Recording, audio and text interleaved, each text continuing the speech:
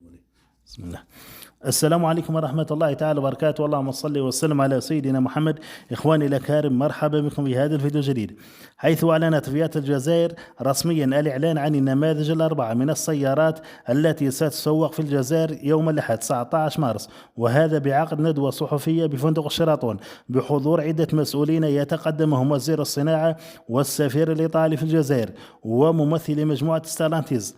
أما بالنسبة للموديلات الأربعة التي سيتم الكشف عنها يوم الأحد 19 مارس، أكدت مصادر قريبة من الموضوع لموقع سيارات لايف أنه تتمثل في 3 موديلات سياحية، وهي كل من فيات 500 ببابين، وفيات 500 إكس ب4 أبواب، وفيات تيبو. وبالنسبة للموديل النفعي، أكد ذات المصدر أنه يتمثل في فيات دوبلو وفيات دوكادو.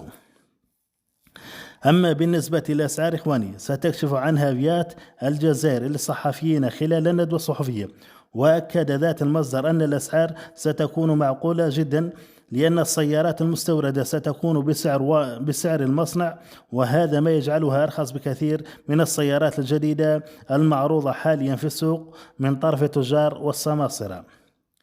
وفي الأخير نقول الحمد لله، بدأت أزمة السيارات تعرف انفراج الجزائر، وإن شاء الله يوم الأحد 19 مارس سننقل لكم الأسعار الحقيقية لهذه السيارات.